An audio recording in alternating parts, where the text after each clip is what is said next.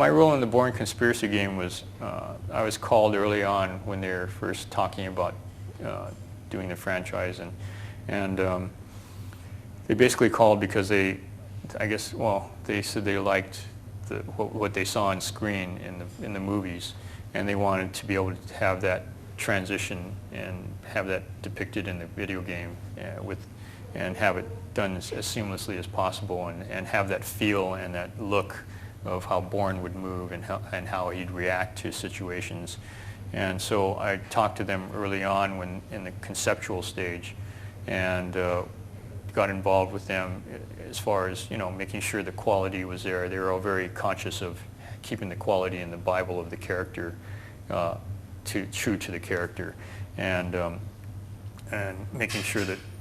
he moved the same, he would react the same, his thought process would be the same, and letting the player get involved in that itself. And the thing at the beginning was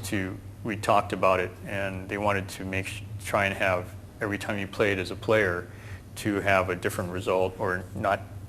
try not to have the same technique done exactly the same way every time, which was a huge undertaking, and I think a big leap in the evolution of the gaming itself. So that, but you know, the interesting part and the challenging part was to provide that knowledge of having a library of moves and having it all fit into the game, you know, because there's so many combinations of moves that to provide every possibility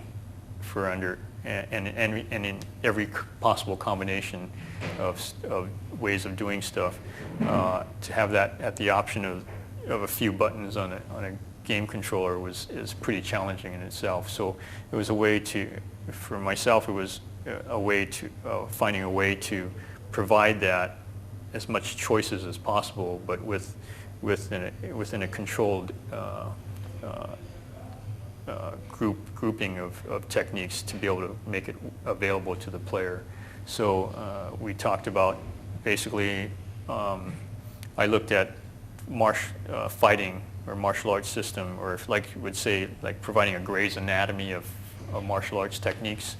as like a pie, you know, and basically you start from here at a base in the center, and you have single techniques, you know, like maybe a jab,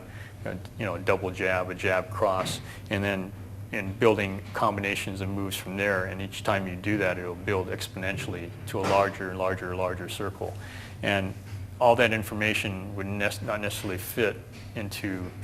you know, a game. So, and also some of it we may not be necessary also, because, you know, you may have more flashy moves and things like that, which are not Bourne's character, and just eliminating that as possibilities, but still the pie is still, you know, I mean, the shape of the pie is still pretty big, so we'd start with, I'd pick a slice, basically like a slice of the pie, and you'd have something here, and then it would grow exponentially out this way rather than from here out to a big full circle, which would be endless. So that was the challenge I felt was for the programmers and the developers, is that, okay, they're concerned whether or not I would be able to provide enough information. My concern was there's not a problem of providing enough information, but how are you going to fit it into the game and let it be available to the players?